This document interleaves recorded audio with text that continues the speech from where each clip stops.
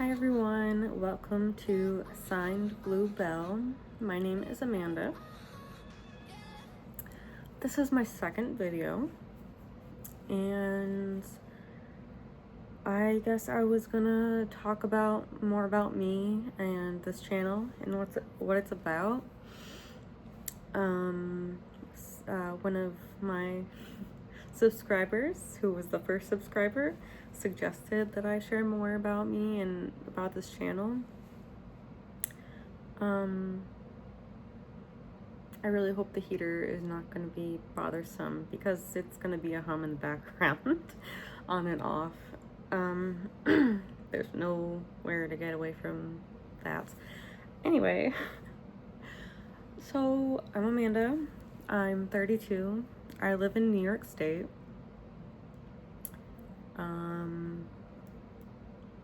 Definitely cold right now in January. Lots of snow. We had a snowstorm, kind of, maybe a little less than a foot of snow. A lot of snow. I got married in October of 2024, and my husband and I have been together for like 9 years as it is. Yep, 9 years. I had to count on my fingers. And I have a cat named Tater Tot. He's sleeping. He likes to sleep in the basket in the window. I love the little guy. He's 10 months old, just about.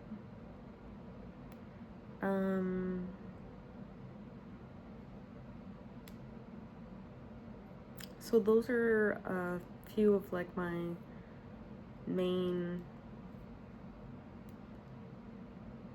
details of myself, I guess. I'm not sure.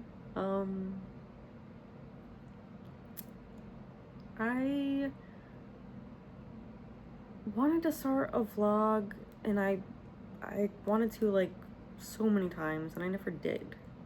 And I feel like it would have been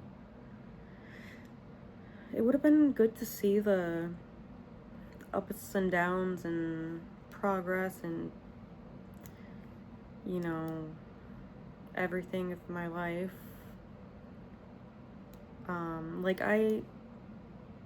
I thought it would be a really good documentation for a vlog, for video, because I think that when I'm in front of a camera and have to talk, I probably will be more authentic to myself and to others. Because I tend to ramble a little bit sometimes. My head goes everywhere at once sometimes. Okay, a lot of the time, most of the time. And instead of blogging or writing in journals, which I used to journal a lot, like every night, and I don't anymore. And I think that's also good, but writing, I would hold more back.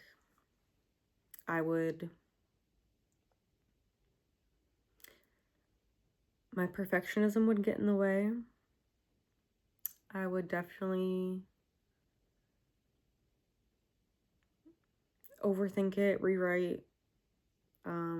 Like, I don't think I would be as open necessarily. Or sometimes not explain something well enough. Like, I could think it but not write it.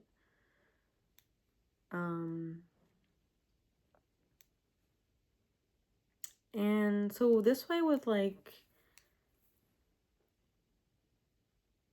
I want to try to keep these unedited for the most part. I want them to be a continuous, like each video, not have a bunch of breaks and jumps and skips and you know, just because I feel like I messed up or whatever. I want them to be true, authentic. And so I want to share my story. I want to share my life. And I want to keep a record of it. You know, I don't want to just, I want to share it with the world. I think everyone should share their life with the world because a lot of us probably feel so alone in our lives. Not alone as no one around us, no one, alone as in we all have problems, we all struggle, we all, you know, life is not linear. It's not just a straight up or, you know, we have our good moments, our bad moments,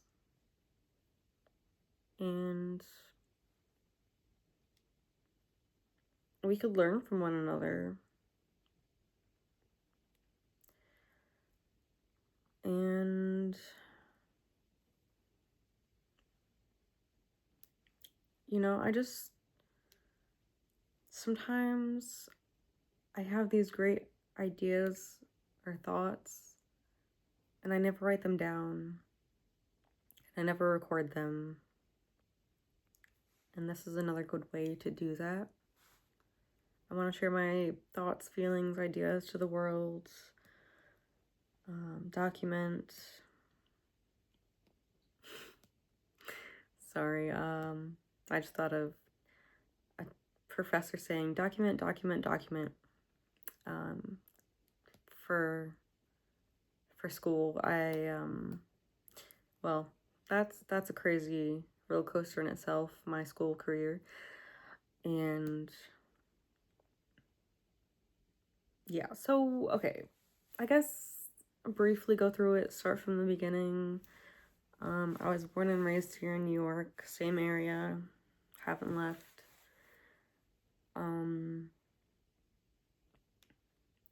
I have a sister, and my mom and dad.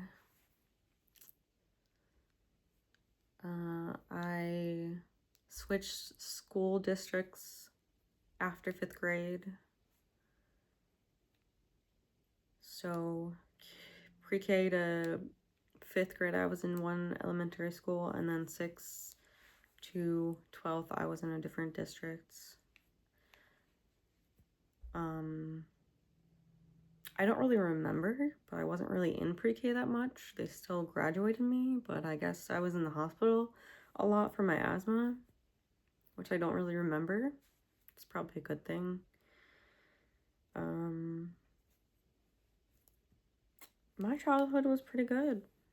I spent it with my family, and I just remember a lot of good moments with my sister, with my dad, going to the park on Saturdays, going to visit my grandmother, with my mom, like working at my grandparents. Her mom and dad, grandparents, had a party store, and so I basically was there since I was there from birth to when they closed back in 2019. It was their best. It was like a good offer for selling it, since that's when COVID hit and things were closing. I don't think they would have made it. I don't think they would have made it. They thought, whatever. So they sold it. I really do miss the place. It was a second home, but I still have my grandparents. I still have my parents, my sister. I don't have my grandmother from my dad's side that we used to go visit when we were little. We'd go to the park and then go visit her. I'd always make egg salad with her, and we'd play games, like little board games, Candyland, Cheerio, probably Uno.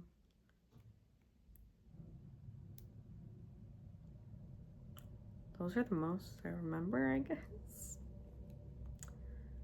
And so after moving, after 5th grade, because elementary school was pretty good, no complaints. I started playing clarinet before 4th grade. When I moved, it was tough. I definitely probably started to be more socially anxious. I didn't have any friends. I was new to the district, new to the school.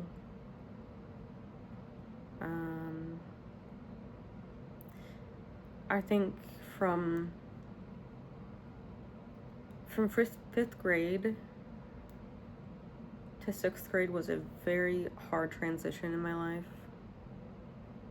I not only lost my childhood home, I mean losing it as in we moved, and I lost my grandmother that I was really close to.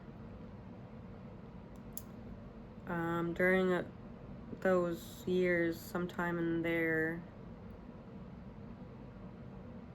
I also lost my great-grandparents. Maybe I was a little bit older when I lost my great-grandmother. Yeah, I don't know.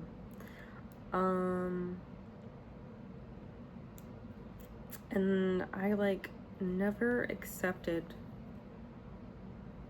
never wanted to accept that I was like this new school, this new district. I didn't like it. I put up a wall. I really guarded my heart because I was so mad and upset. And 11th grade came around. I finally accepted, like, I was meant to, these things happened for a reason. I had to leave. I had to switch school districts, and I had to meet these people, and, like, I wouldn't have been on the bowling team if I didn't. I wouldn't have had the friends I made if I didn't. Life changes are supposed to happen for reasons. And I finally accepted that. And then something happened where I started being super tired all the time. I just wanted to come home and sleep after school. I lost interest in things. I lost interest in school. I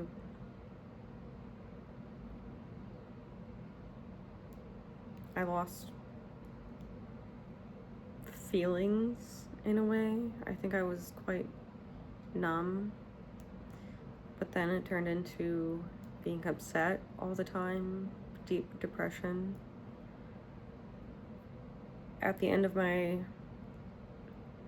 11th year, I did tell a friend about things I was feeling, and he told the school social worker, which told the school psychologist. It felt so surreal. I remember the first time meeting her.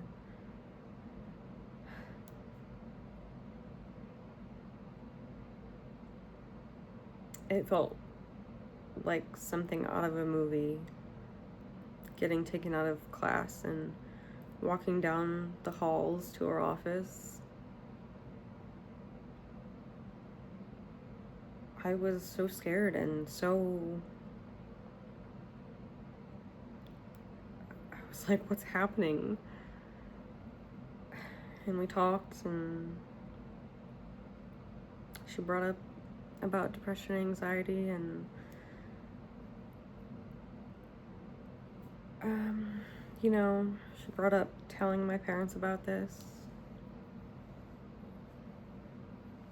She probably talked about getting a therapist. I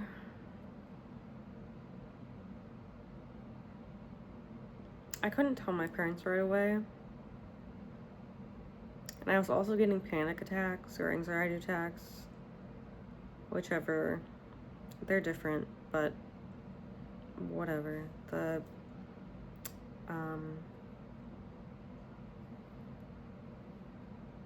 So my parents, like, knew something was going on. I was getting anxiety attacks, and,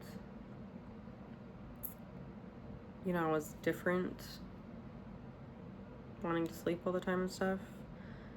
But so that summer before 12th grade, I still hadn't told my parents or anyone. And I emailed the school psychologist asking for help because I didn't know how to bring it up to them. Feelings weren't really a thing to talk about when I was growing up.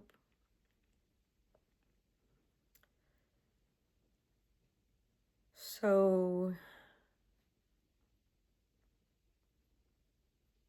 I asked a friend and her mother to help me out with bringing this up to my parents about meeting the school psychologist and telling her what she said and about getting a therapist and stuff. So I started therapy during the summer. I wasn't on board with trying out medication at first. And 12th grade was very rough. I'm gonna leave it at that for now, for this video. It was super tough. And then I did start taking medication in the fall of that year. And still taking medication to this day. So that was a big transition in my life. And so was graduating from high school to college, even though that's my school career is quite messed up as well. I was always in and out of school. I never knew what I wanted to do, and I just couldn't stop thinking about high school and the people that helped me through it, like the teachers and the school psychologist. I just felt so attached, and being in class in college just made me upset. But so yeah, so that was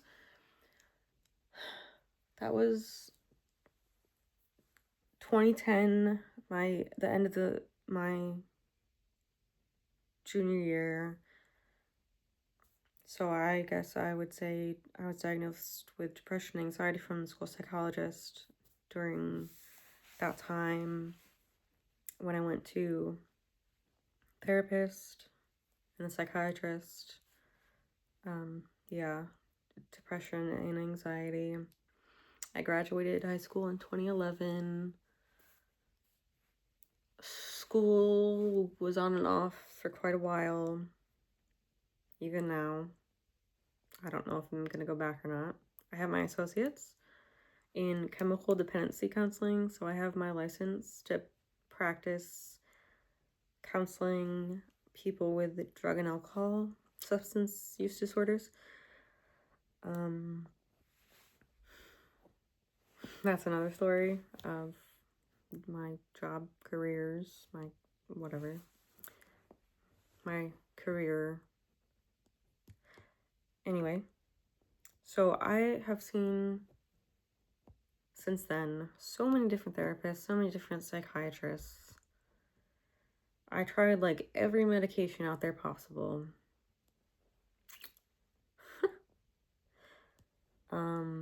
In 2013, I was diagnosed with an eating disorder, atypical anorexia / OSFED, which stands for other specified feeding eating disorder. So I didn't really fit into the eating disorders are a spectrum, so take that into consideration. There's not just anorexia or bulimia. There's a whole range of different eating disorders and behaviors, and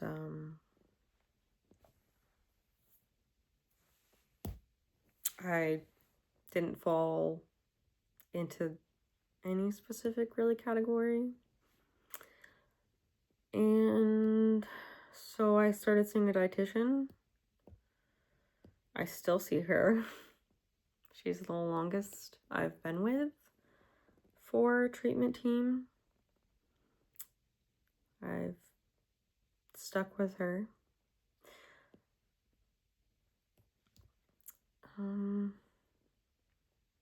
And from then to now, I've been in and out of treatment. I've been to the residential level, the PHP level, IOP, and outpatient. I've never been inpatient. I was almost in inpatient. But I was like, I'm not going to the hospital. I was like, no way. So speed up to now. I've had diagnoses of bipolar, but mostly depression. My psychiatrist now, nurse psychiatric practitioner, she says that she's seen hypomania, which is not as extreme as manic. So I have my moments where I'm doing a little better, but it's mostly on the depression side. So there's that, general and social anxiety, eating disorder. She also, well, actually I was diagnosed with ADHD before this psychiatrist, but at the same time, they didn't say really. I feel like my diagnoses have been kind of hidden this whole time anyway. Why? I don't know. I just feels like no one gives me a clear answer, even though I know the answers. Like, I know what's going on. Whatever. I also at least have been diagnosed once when I was in residential with borderline personality disorder. I thought I had that for quite some time, actually. I think one of my old psychiatrists also thought that, but she never said it. She doesn't believe in personality disorders, which I could see too. I would say it's tricky, and what is categorized as personality disorders are a set of coping mechanisms, basically. Just like eating disorders and alcohol and drugs, they are all just coping mechanisms. And so, yeah. So here I am now in 2026. I can't believe of how old I am because I don't feel 32, whatever 32 is supposed to feel like. I feel like I'm still in my 20s. Mentally, emotionally, feel like I'm in my 20s. I don't even remember most of, like, it feels so weird. It's like I went from being a teenager to now. It just feels like a lot of my 20s it just went by so fast, and it's like, where did all this time go?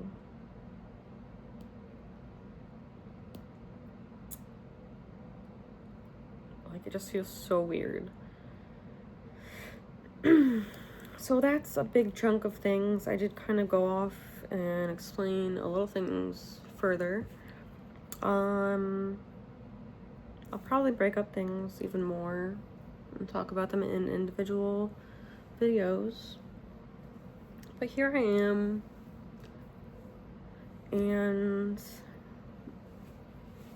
I'm married to my best friend, and we have a house, and I live right next to my grandparents. We play cards with them on Monday nights. I have my sweet baby kitty. He's always gonna be a baby kitty, even though, like, he's just, he's been great. He helps out.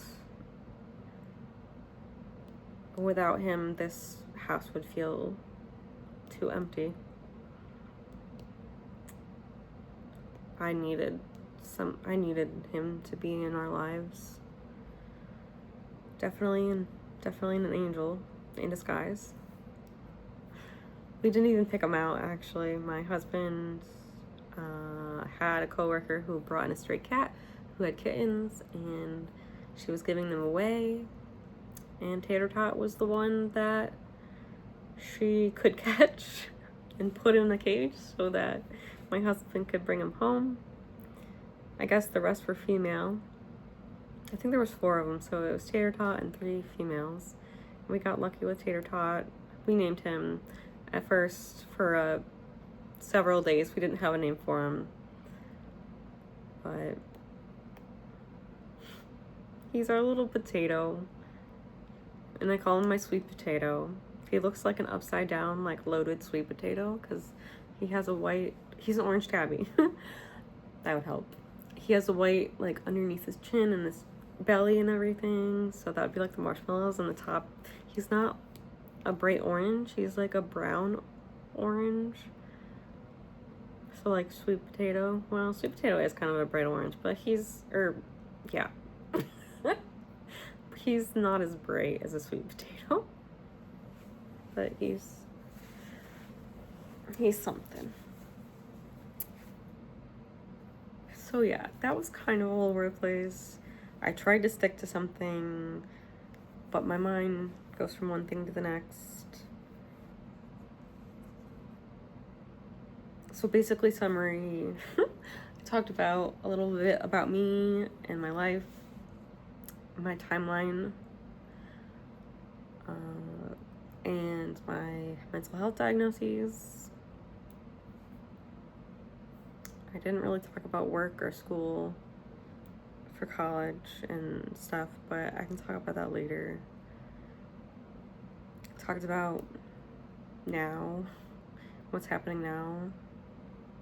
I still see my dietitian, see a therapist, see a psychiatrist. I also attend EDA meetings, which I just recently found out about last year.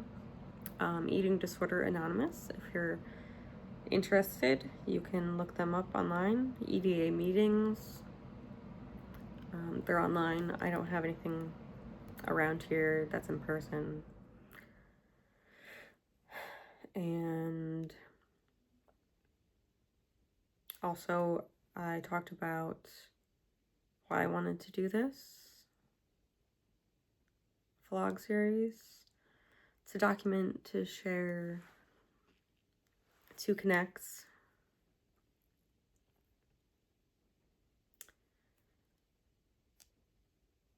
To remind myself my purpose on earth, because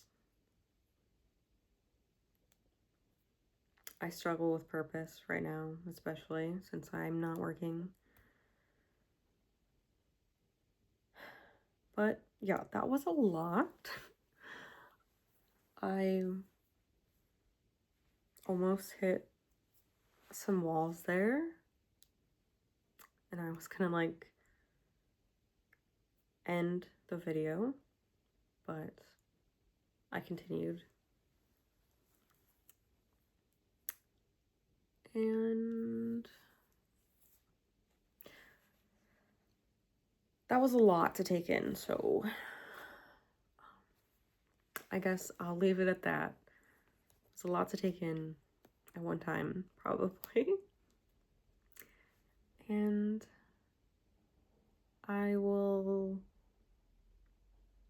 I'll see you next time. Bye.